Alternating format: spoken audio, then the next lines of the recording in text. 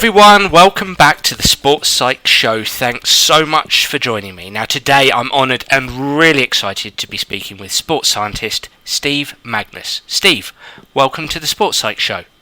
Thanks a lot for having me. I'm excited to be here. It's great to have you on, and I know we spoke some time ago about getting you on and we couldn't quite make our diaries fit, but we have at last, and largely because I read an article of yours, one of the many brilliant articles. I love your blogs, and I just thought, right, that's it, I've got to get Steve on. By hook or by crook, I'm going to fly over to the States and make sure you come on. So I'm excited to speak to you today. Why don't we start, Steve, by you introducing yourself to the Sports Psych Show audience? Sure. My name's Steve Magness. So my background is I was a really successful runner as a junior and then failed as a senior athlete. So I ran 401 for the mile as an 18-year-old and then just got into sports sciences where my degrees are from and have since combined that with coaching athletics, track and field, consulting with some teams and stuff on the sports science world, and just kind of live in between the performance world, whether from a sports side or also from a just kind of human business side as well. Well, I'm so excited to have you on. This article I read, and I was having goosebumps as I was reading it, because I was like, wow, we speak from the same song sheet here. So this was an article on power posing and testosterone. And I suppose to get us started, I mean, the article, and I recommend everybody reads this, it's called Why Power Posing Works, Exploring Social Psychology. And as you'll realise, having a title, Why Power Posing Works, is probably quite controversial these days, and we'll explore that. But, I mean, Steve, do you want to regale us as to what power posing is and what brought you to writing this article? Yeah, sure. So power posing is basically, I mean, it's if you think of it as like the Superman or Wonder Woman like pose where your chest is up, your body's in a good position. And the background on this is several years ago, Amy Cuddy did some great research and then wrote a book about it called Presence that found that, power posing actually improved performance to a degree.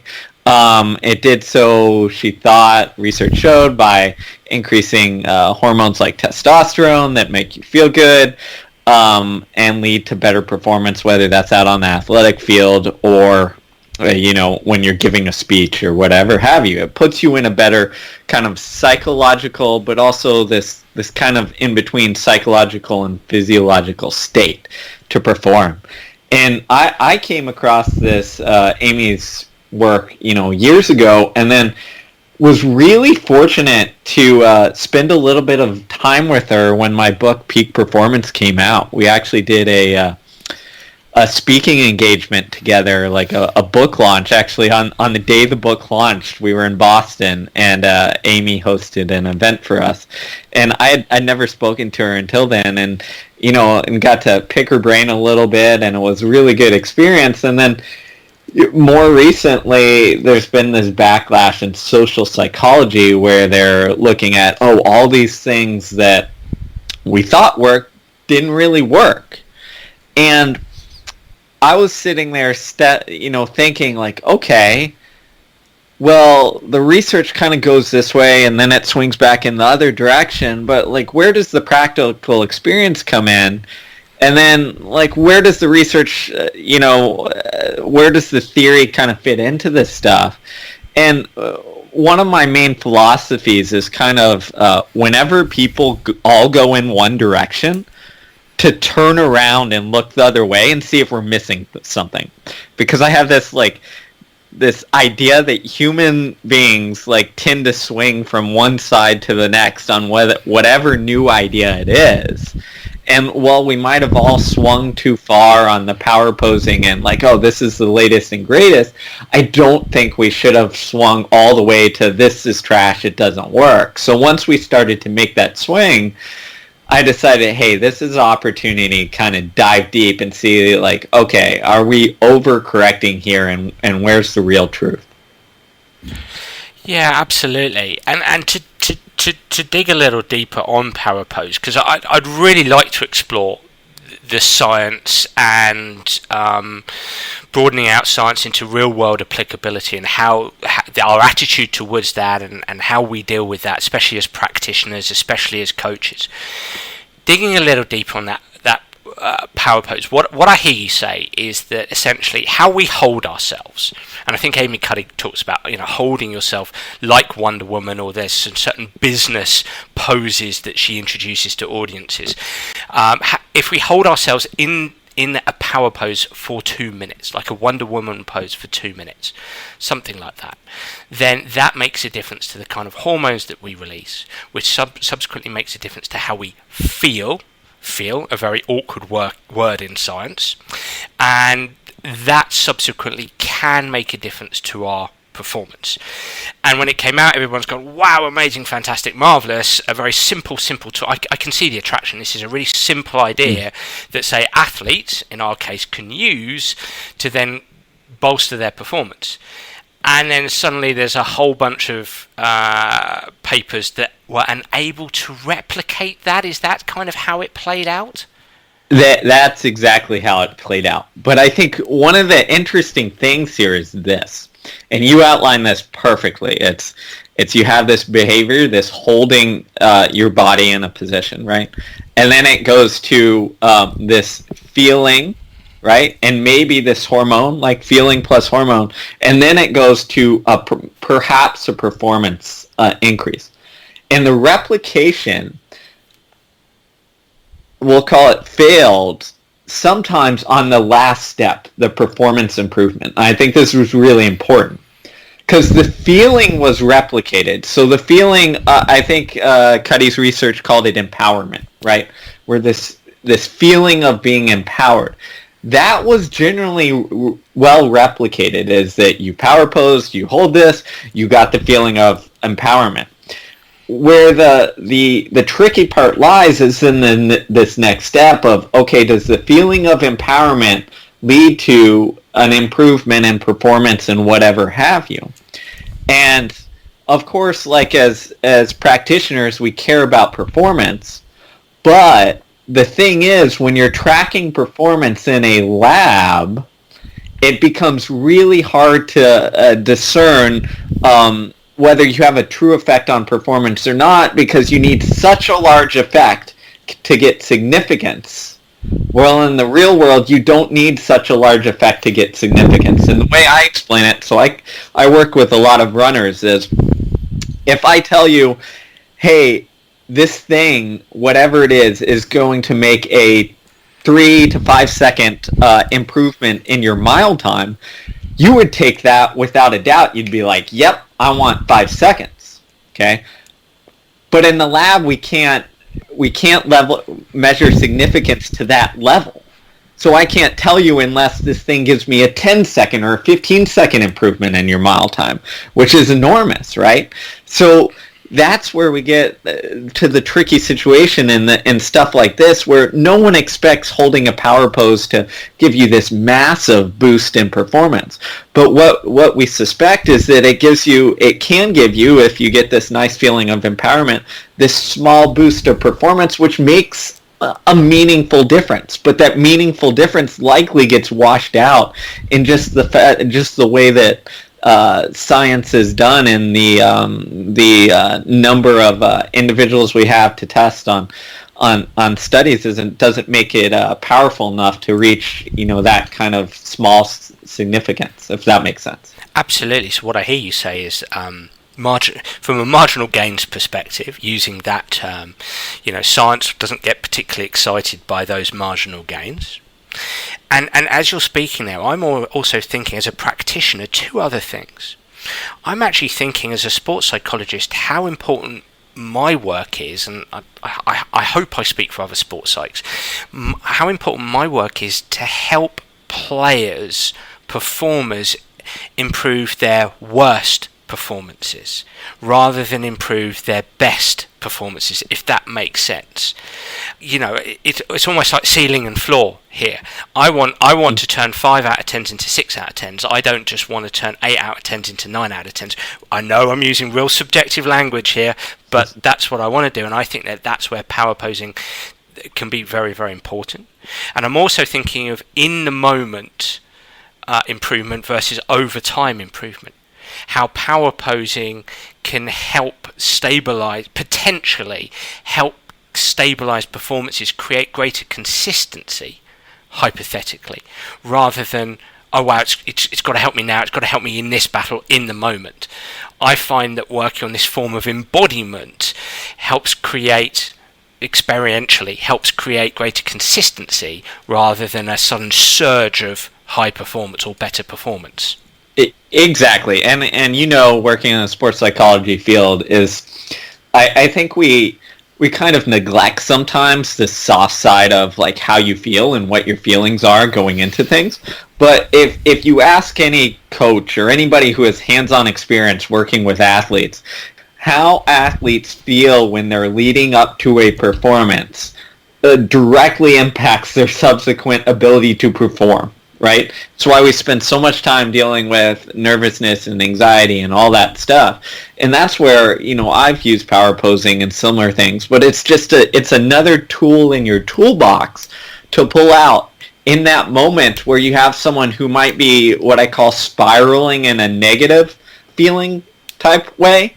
And this allows them to break that spiral, get out of it, and maybe create some of this feel-good empowerment or whatever you want to call it.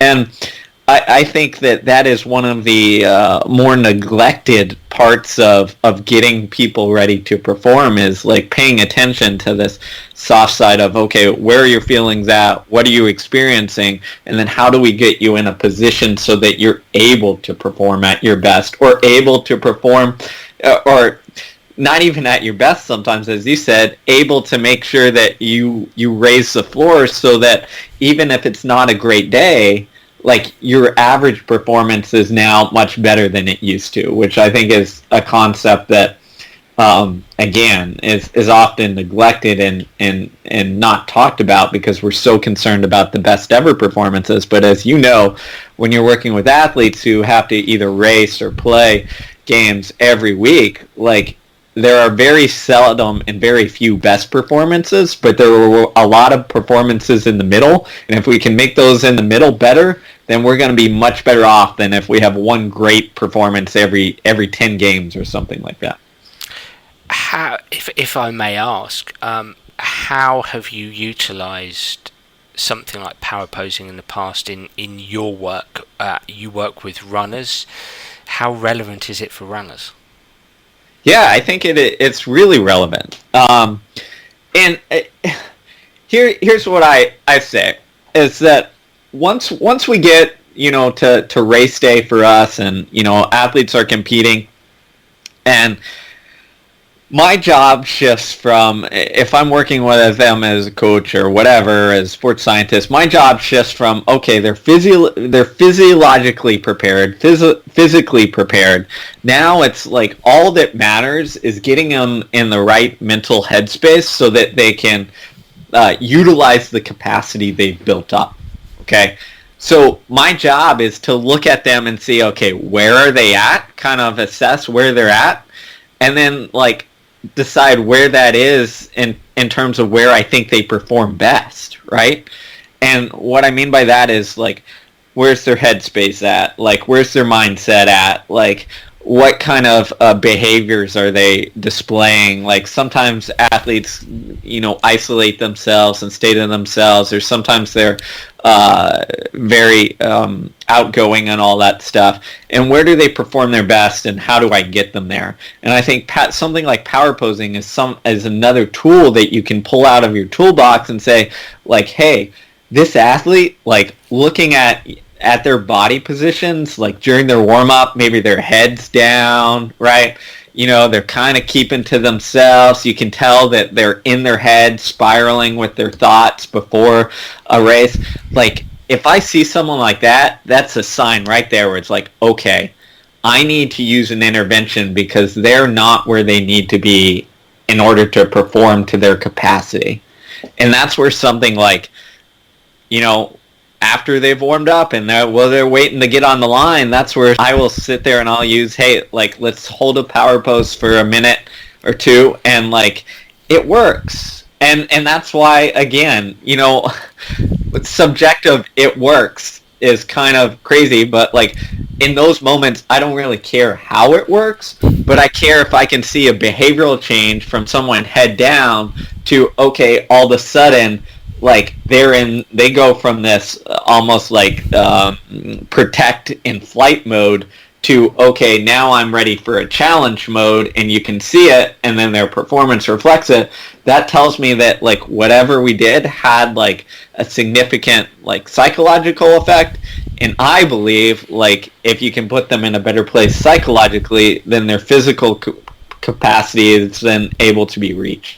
Well, it's interesting you use the term challenge mode. I mean, on the Sports Site show a few weeks ago, we had Dr. Jamie Barker, psychologist from Loughborough University, one of quite a few over here in the UK who have worked on challenge and threat states research. And what they've discovered is that a source of that challenge state versus threat state is perception of control. When competitors feel like they have control, they can do things that help them take charge of themselves, it's a forerunner to helping them climb into that threat state. So there's a really interesting parallel there. Yeah, exactly. I love that research as well. It's that threat versus challenge, and I think, I think that sense of control is something that's in the greater world of sports performance isn't talked about a lot, but I think it's something that is like very pertinent and very important. And from a running standpoint, I'm going to talk on my bias here, but a lot of times athletes almost like give over control, and they'll run somebody else's race, right? Because they'll just, get in line with whatever anybody else is doing. And you can see it, the performance tends to erode when you do that because you turn your control over to someone else. And if you can maintain this sense of like, okay, like I'm in charge of what I'm doing, right? I have the decision, or I have the ability to make the decisions. Like just that awareness can like take people back and away from like this threat state or this like falling apart when things go bad, and put them in a better spot. And I think you really see this when when performance starts to unravel a little bit. I like to watch again runners when they're almost pressed to the brink, where you can tell that they're about to fall off their pace, their pack or whatever, but then somehow they figure out how to keep themselves in this. And you see it in team sport athletes too. Once the game starts going in a poor direction, right? Some people just unravel because it's like, oh no, like we're gonna lose, like they just scored on us. But then you see other people take that rise to the occasion, take back control, and say, no, I'm going to do something about this. And I think unlocking that ability and putting people in position and giving them the skill set to be able to be one of those who says, okay, regardless of how this is going, I still have control over my performance, my outcome, and that I'm going to take charge. Like, that's an incredibly powerful thing. Fascinating. And I suppose question for you here is that the experiences that runners have during a race, that narrative is constantly changing depending on where they are in the race, where others are in the race, depending on how they feel. Is that I mean, as a when I played golf, obviously you're out there for 4.5 hours, and if you slice it out bounds and you make a double or a triple bogey, which I did far too many times, Steve, hence why I'm a sports psychologist now and I'm not still a pro golfer. Your narrative changes in the moment, I can assure you, to quite a viciously bad narrative, or it did for me again. But I suppose when a layperson is watching that 5,000, that 10,000 meters, hey, even that 400 or 800 meters, I'm guessing that narrative is constantly changing, and so subsequently the performance is impacted by that. 100%. Like your inner narrative, I think your feelings and inner narrative play such a big role. Because it alters and changes. And the thing that I often can say in running is that you almost get to these, like what I call these potential freak out moments, right? Where you either spiral, right? And I imagine this is like in golf, once you hit like a double bogey, and then your game just, the rest of the holes just go downwards because your inner narrative is just like negative, negative, negative. Yeah. The same thing happens in running, right? If you fall off the leader, for example, and you're still running really well, but in your mind, you're like, oh, they're getting a gap on me, like I'm done. You see some people as just, their race is done. And their mind just, you can see it in, if you've watched enough races, you can see it in their body language, you can see it in their face, you can see, they're just disconnected, like they're spiraled, they're done. And what you find, or what I found with the really good athletes, and I'm sure it's the same in golf, is that they're able to take that event or that negative spiral that's happening and somehow get them back out of that and get them back engaged on the goal or whatever it is that's going on. And the really good athletes are able to put on behind whatever just happened and get out and get back in it. And I think, a lot of times, and you would know better than I, but a lot of times in like the sports performance coaching world, we almost like assign it as like, oh, that's some mythical thing that person was born with. But to me, it's just another skill set of like, okay, like this is no different than like I tend to get negative and spiral when this happens. That means I need to train this ability, just as if I'm not, if I don't have the leg strength or power to be able to run this fast, then I need to train that ability. And it's that skill set that like can be trained and developed that I think is so important. What happens in those moments from a physical perspective? So what you're saying, as somebody who watches a lot of races, as somebody who's trained a lot of athletes, you can see it. You can see that they're starting to struggle mentally. But so what? What difference does that make? You're an athletic trainer. What's the link there? What actually happens physically to a runner that the mental side actually impacts from a physical perspective? Yeah, so it's interesting because to me it's all intertwined, right? Because we have this idea of like here's the physical on this one side and here's the mental or psychological on this other side. But the reality is they're so deeply intertwined. And it's not this like one-to-one of like, oh, I feel this physical pain, therefore I slow down. With whatever we feel, there's an emotional component to it as well. Yep. Right? So if I start to feel, oh, my legs are starting to get tired, I start to feel pain in them, it's not just pain as a signal of like, oh, this is fatigue. When you feel that, you get this emotional reaction as well. And if you're in this negative state, that emotional reaction jumps through the roof. So it goes from, oh, I feel this pain or fatigue in my legs, they're starting to feel dead or tired or like they're burning, to your brain almost goes like, if you have this freak out moment, your brain goes, oh my gosh, like I can't do this, like I'm going to fall apart, I need to slow down, like I'm going to, pass out, all this stuff, and that affects your physical performance. Because it's this like nice little cycle that goes through, is now you've had this freak out.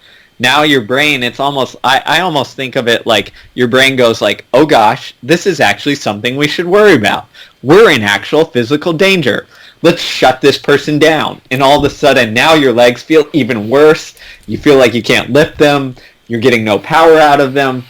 And it's this interesting kind of mental, physical, psychological component that goes round and round, if that makes sense. So there was actually, before get off this topic, there was actually a relatively recent paper that was interesting that looked at runners, and they set them up where, I forget the exact design, but they had it where they tracked runners running along with a pack of a couple people, and then they tracked them, they tracked them once someone fell off the pack.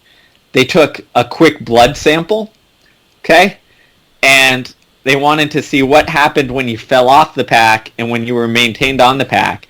And those who fell off the pack saw a surge in stress hormones like adrenaline, cortisol, etc.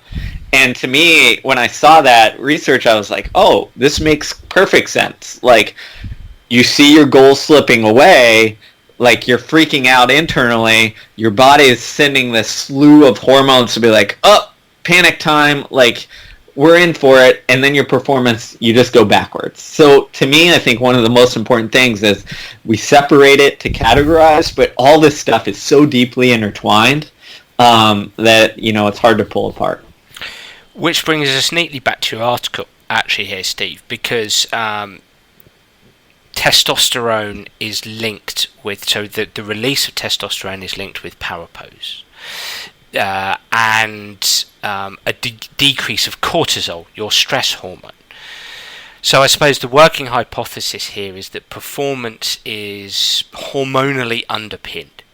If I'm releasing testosterone, I feel great, I feel strong, I feel powerful, I push on. If I release cortisol, I'm stressed, I'm anxious. I suppose my muscles tighten, my frontal lobe switches off, and so subsequently I'm not going to strategize, etc., etc. And within this article, I think it's really interesting because you refer to a performance scientist called Dave Hamilton, and his work. You listened to him present at the conference put on by the Seattle Sounders, actually a few years ago, I think. And he presented on the relationship between testosterone and performance, didn't he? And found some really strong links in a lot of domains.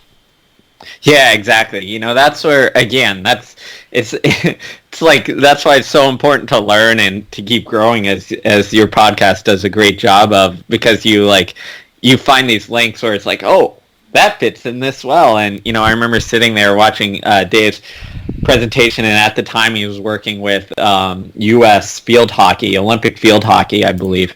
And he found all these links between increase in testosterone before games was tied to how they performed.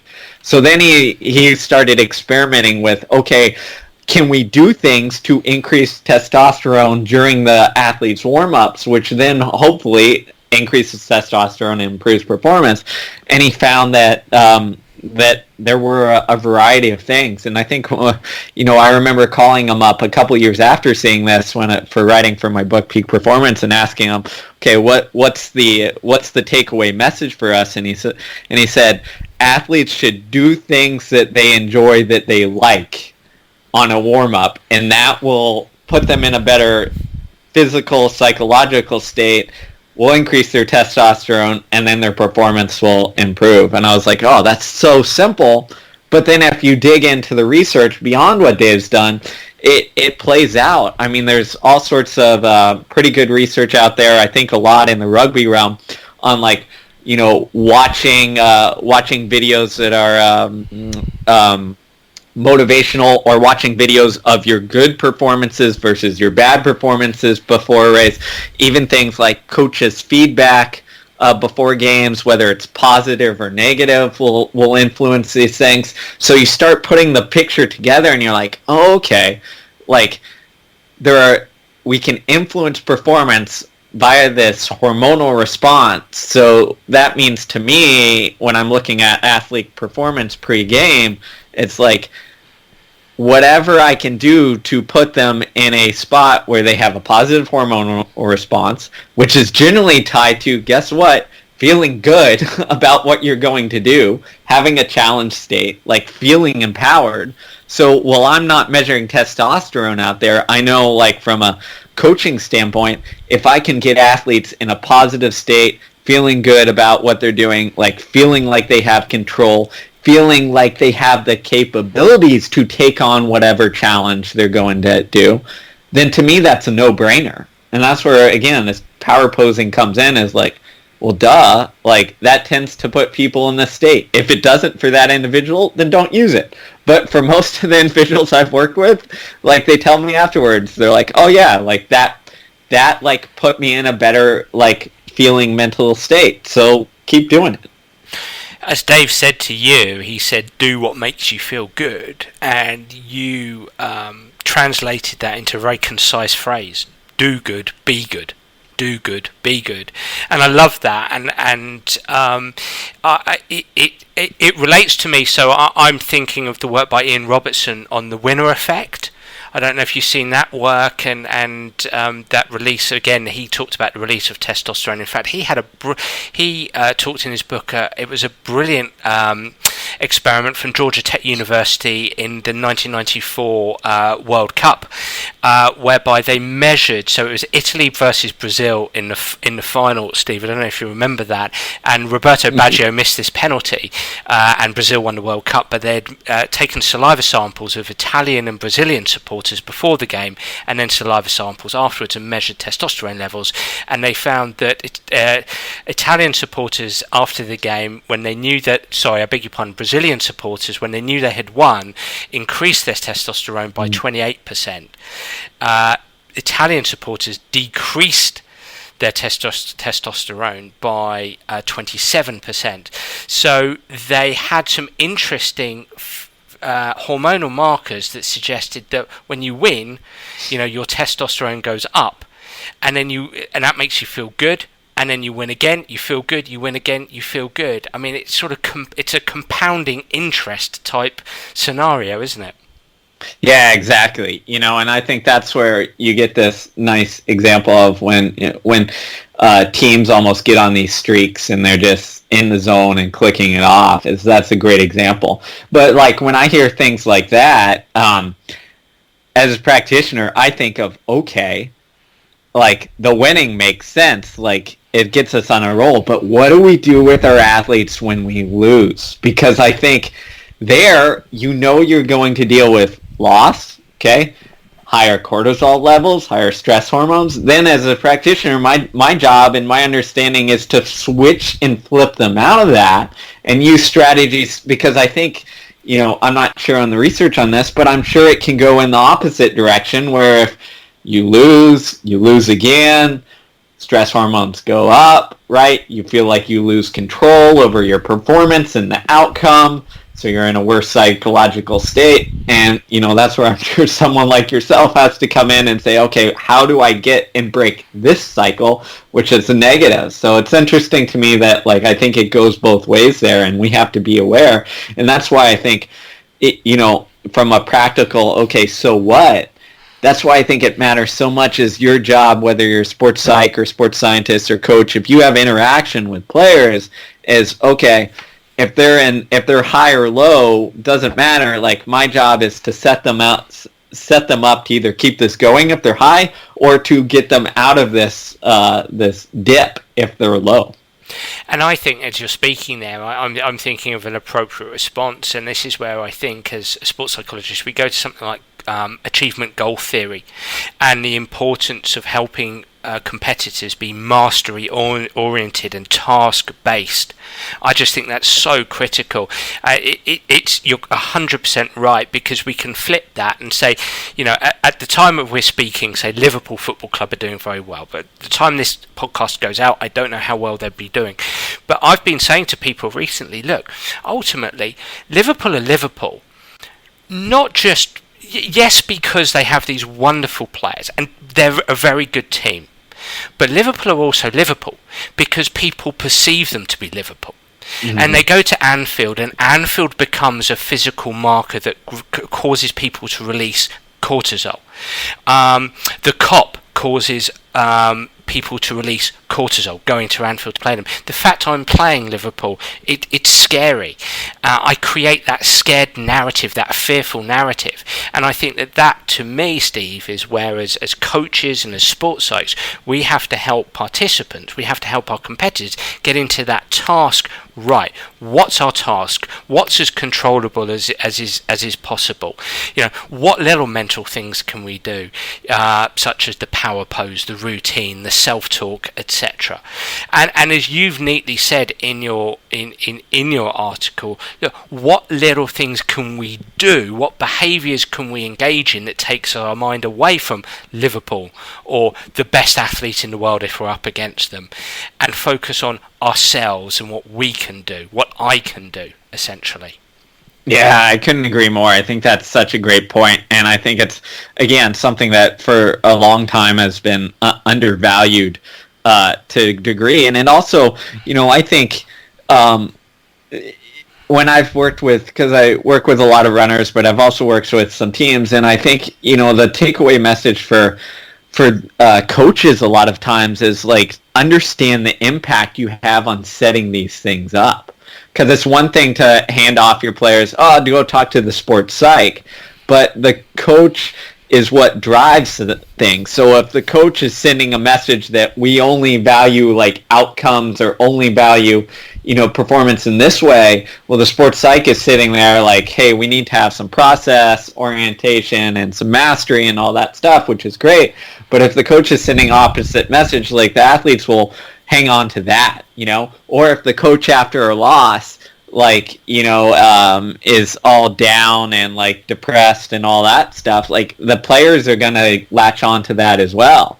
So this is where it's very interesting to me, and I think in a team dynamic is that whoever will say touches the players and has interactions with them is what I mean is that like you have a responsibility of almost like controlling your emotions and your state so that it like keeps the players in a positive direction or in a direction that is valuable versus like putting on them this either emotional state or this bearing of like lack of control or whatever it is. 100%, and if we think that the competitor is the most important person here, the person that's second most important is the coach, and that notion of an integrated solution requires a coach to speak the same language. Essentially, it's that team effort, isn't it, Steve? And as you were speaking now, I was thinking of relating that to Lara Mossman said in episode 6 of the Sports Site show about motivational climate. The coach, the language of the coach sets the environment in many respects and sets that motivational climate towards, is it autonomy supportive? Is it using language such as control the controllables, being mastery oriented? And then I think of episode 33 with Mustafa Sarkar, a researcher on resilience, and he talked about how it's the environment. He said, look, we need to help the individual with specific techniques, but it's the environment that matters here. And as you've said there, wow, in a team setting, at a soccer club, NFL, base MLB, in these team environments, that's where it gets so complex and so challenging to create that mastery climate and that mastery orientation and that task focus. It's chaos, isn't it? And it's enormously complex. Yeah, it is. You sit back and you think, you're like, oh, this is a simple problem. Like, teach them how to be, like, give them autonomy, like, give them a sense of control, like, challenge versus threat, all these things, and it all makes sense. And then you go to apply it in a team setting, and you're like, everybody impacts this stuff. And we're gonna go where kind of the blob of the environment takes us. And I think, again, this is why it's important, is if you're a sports psych practitioner and you're working with the team, like, you've got to be on the same page. And I think speaking the same language, because athletes are smart, man. Like, if they hear one thing over here and something else over there, like, you're not gonna fool these guys. Like, they pick it up when they're sport, they're used to it. So, like, that's why it's so important on the messaging, the language, the verbiage used, like, and then also like the message you're sending on like what's valuable to your club. That's incredibly important. Absolutely. Now. A neat segue there, because talking about an organisation, a team, a group of coaches singing from the same song sheet, which, as we said, is complex. But I've been involved in an international team environment in one of my previous consultancies, where we were very enthusiastic about your book, Peak Performance, you'll be pleased to hear, and we talked often about growth and helping players develop, stretching them to be the best that they can be, and your concept of growth as a consequence, and please correct me if I'm getting this wrong here, but sure. Growth, skill development, and growth in a participant and a competitor as a consequence of stress and rest. that sweet spot in between, that balance between stress and rest. And that was something we talked at length about, and we certainly strove to put that in place. And I love that part of that book, Peak Performance, Stress and Rest. So I'd like to talk a little bit about that now. Am I right in saying that Yep. the sweet spot is stress and between stress and rest? Yeah, exactly. And I think when we look at, let's say, strength and conditioning, we're used to thinking in these terms, right? We're used to, okay, we need to load them up this much, which is challenging, but not too easy or not too difficult, and then we need to give them recovery to make sure their body adapts and responds. So in that framework, like, it makes sense, but then you have to realize that the same concept of, like, how are you stressing yourself applies to, as you said, just about everything else we do.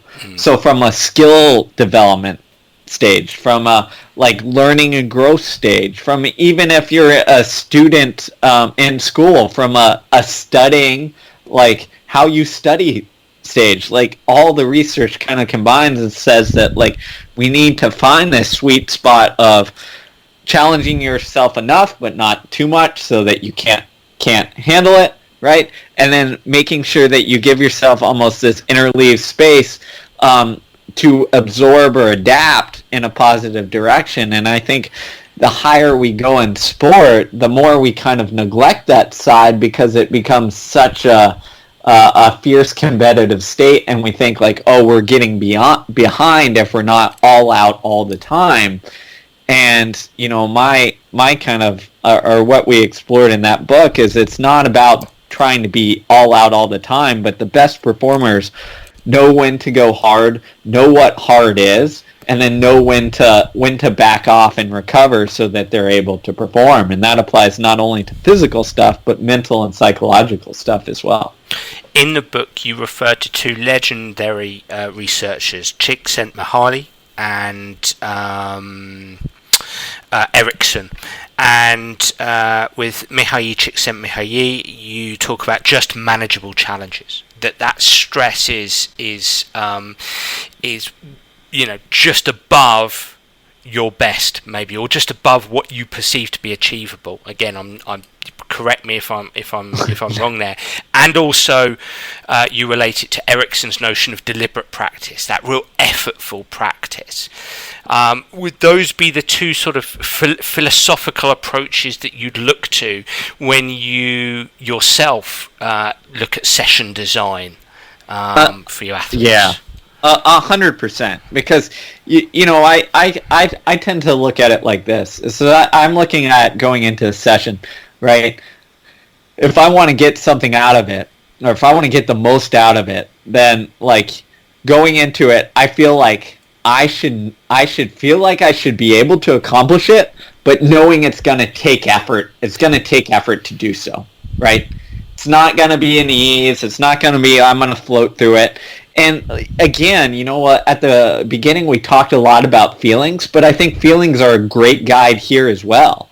If I go into a session where I'm trying to get some good adaptation out of it, if I'm going in and I don't have just a little bit of feeling of, like, unease from, like, knowing that, like, this is going to be difficult, then it's probably too easy, right? But on the other side, if I go into it and my anxiety is through the roof, and I'm nervous because, like, I don't think I'm going to be able to accomplish it, and what if I fail, etc., etc. That's a great signal that, like, hey, this might be a little too much for me to handle in this moment. So we're used to, in our society, we're used to, like, throwing off and ignoring our feelings, but I actually think, like, in this case, they're great guides for, if you can hone in and understand what they're telling you, they're great guides for knowing, like, where that sweet spot is.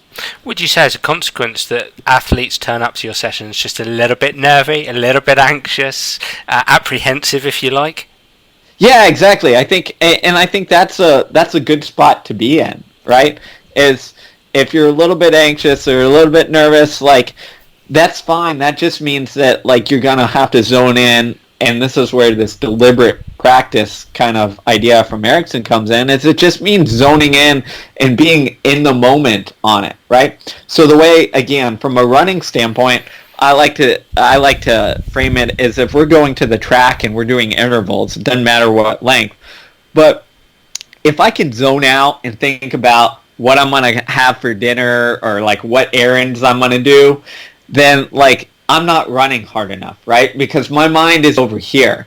But if I have to have this focus on the task at hand where I'm like, okay, I've got to be focused to be able to maintain pace, be able to maintain my biomechanics, other stuff, that tells me that I'm in a good spot.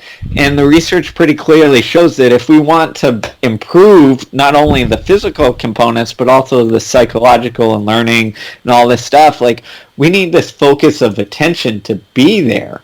And I think far too often when we go through the motions, our focus of attention isn't there, so we're not training ourselves. And one thing that was really interesting I did a couple years ago is I gave a bunch of college athletes on a track team a survey after a couple different workouts on where their mind and their focus and attention was, right?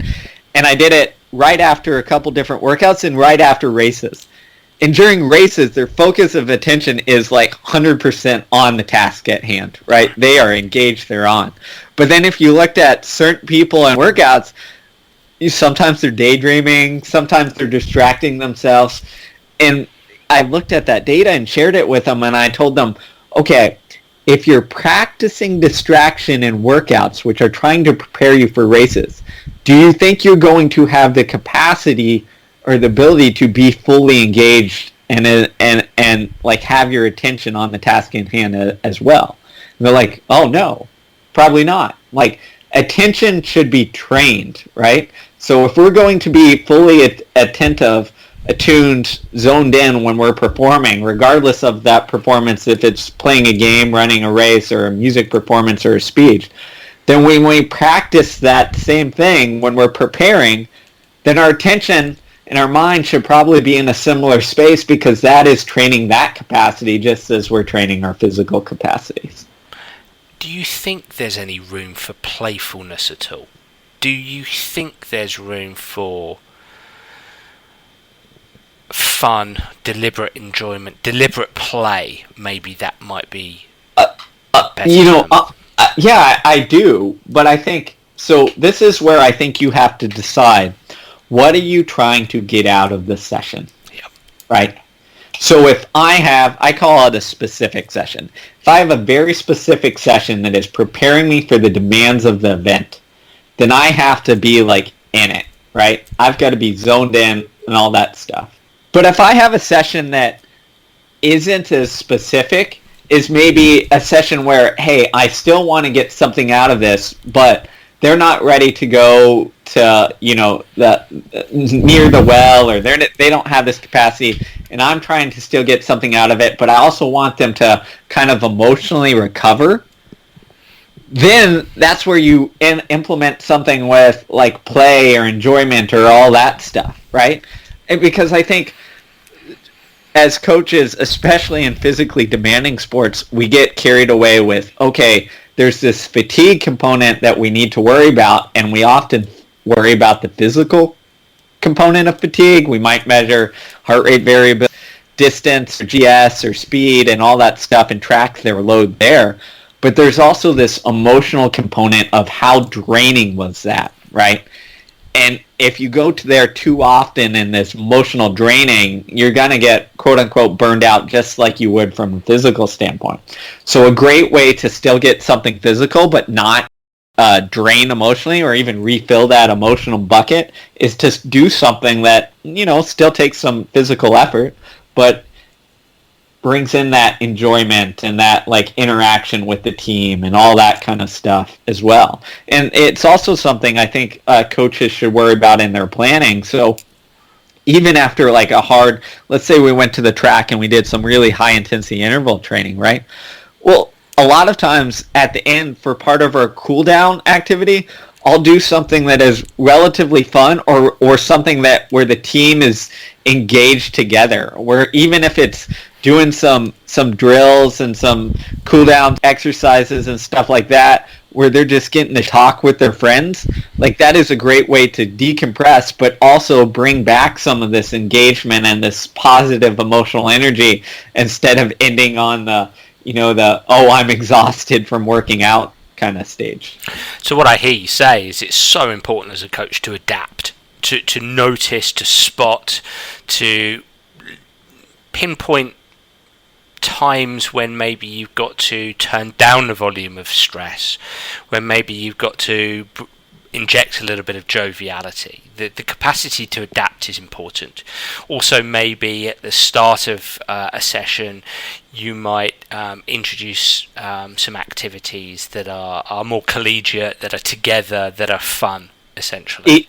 Exactly, 100%. And I think the warm-ups and cool-downs are great areas for that, and it kind of annoys me sometimes. I'll see, especially on the track or sometimes in team sports, where they're like hyper-focused during practice warm-ups, and I'm like, that might serve a point in some instances if you're trying to teach and learn something, but I want them hyper-focused when we're doing the specific activity. And sometimes the warm-ups and cool-downs are great areas where I can get something where, like, yeah, I'll get them physically prepared, but I'm going to do it in a way where they're having some of that joking around, jovial nature and interaction that keeps them from, like, getting in this stress state when they don't need to be. I've got 2 questions for you related to stress.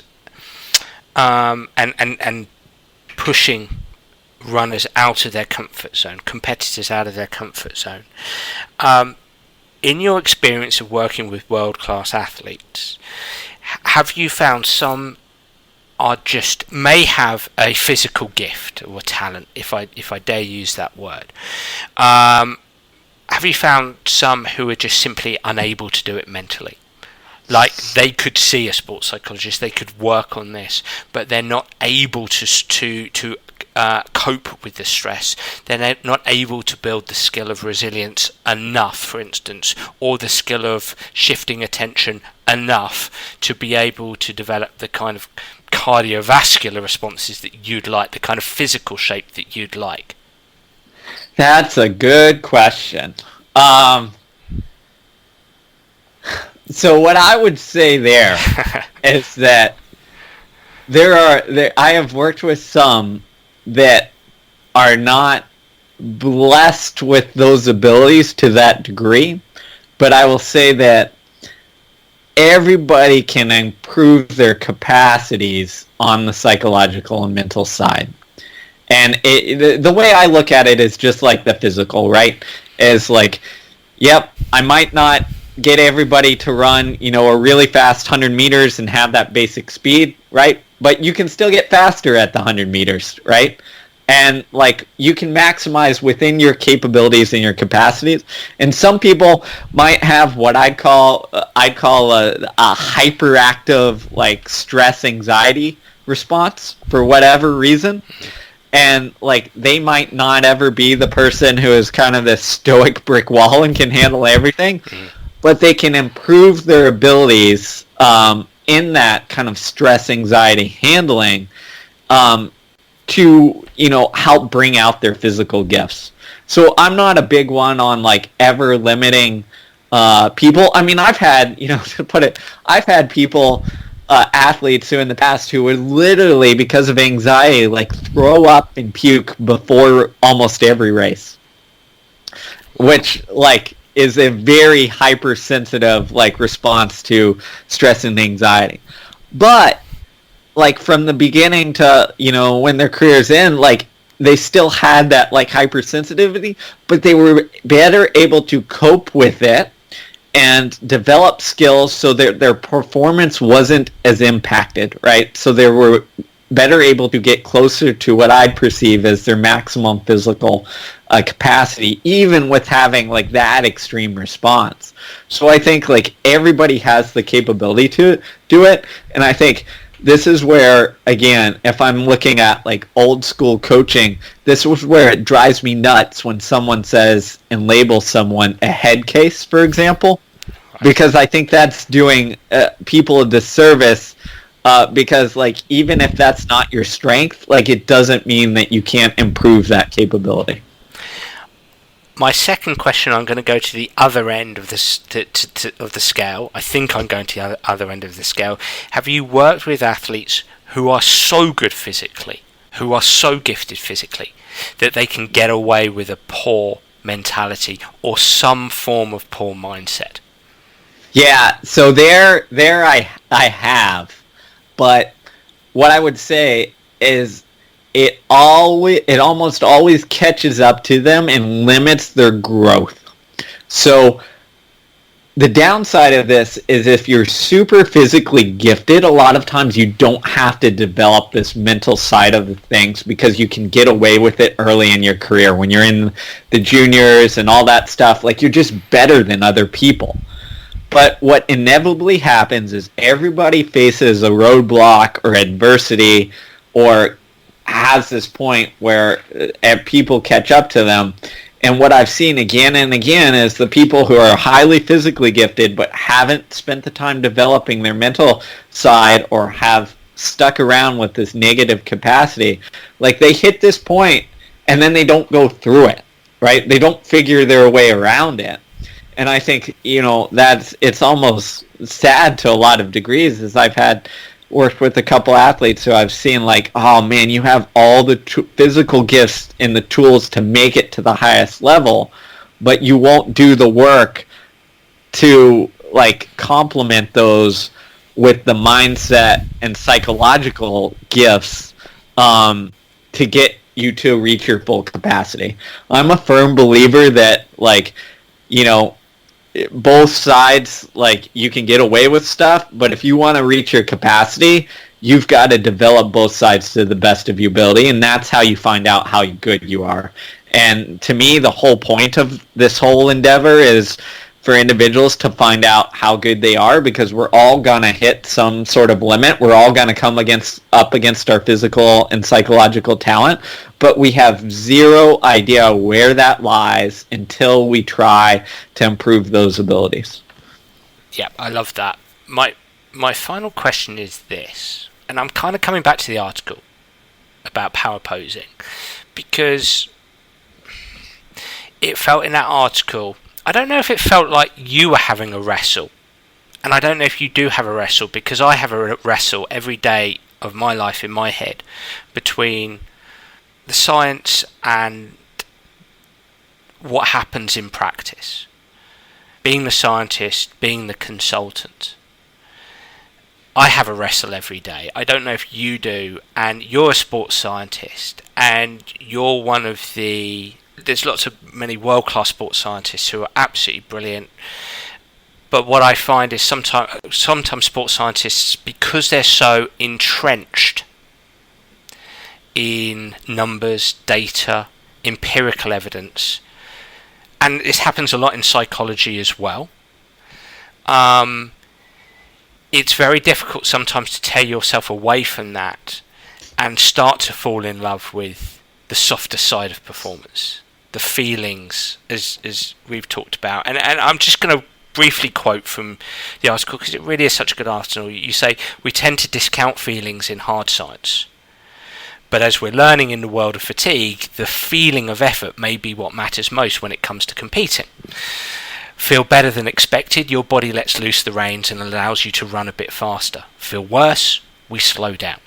So what you're essentially saying is feelings matter.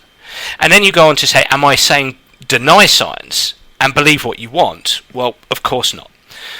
And you say, and I really like this sentence, the message I'm sending is to treat all of science like you would do your own specialty.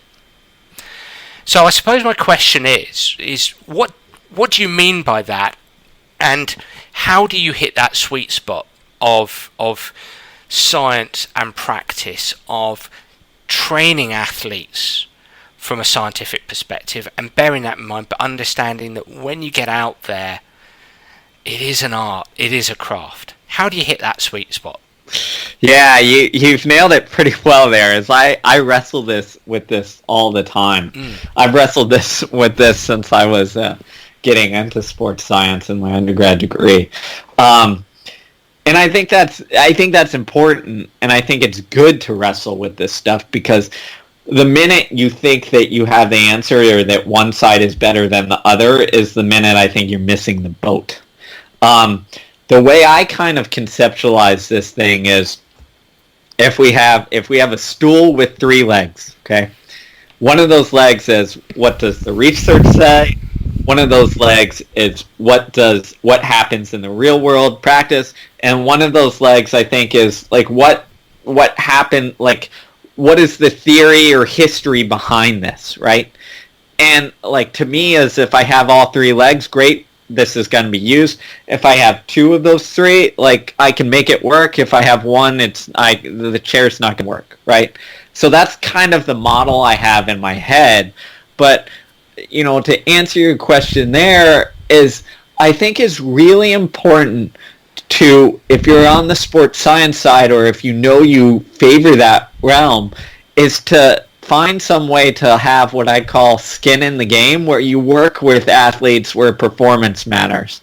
So it's why, like, I will never, regardless of the other consulting work and stuff like that, I don't think I will ever give up, like, coaching at least a couple individual runners where the performance matters and how I, like, coach them impacts things, right? Because on a day-to-day basis, I can tell, like, oh, the research said this, but for whatever reason, like, this athlete's not responding, so I got to try something different. And those instances are reminders to be like, okay, like, I can't fall in line with, just because, like, some great well-planned study showed this, doesn't mean that it's always going to work out in the real world. And I think, like, having that balance is, like, really difficult, but it's something that every practitioner, whether you're a coach, sports psych, sports scientist, needs to do, because, like, we need to realize that, we don't have all the answers, even if the studies show this. And I think if you go back and you learn your history, like, you see this really well. I'm sure there's examples in sports psych, but in the running world, there's all sorts of examples. Some of the favorites were the early studies that showed that you shouldn't drink during a marathon because the best runners were being the most dehydrated. And the runners, when these studies were going on in the 70s, they said, like, this is crazy, like, I need to drink, and they were drinking, like, flat Cokes to do so. So you get, again, that's an older study, but you get an idea of, like, okay, the science, even if the research in this moment points in that direction, isn't always correct. So we need to take into consideration, what are the best athletes doing, what seems to be working in my practice, what does history show us, like, what does the research say, and then, like, can I rationally theorize, like, what is the theory? Can I come up with a theory for why this works? You throw that all together and hopefully come out with an answer.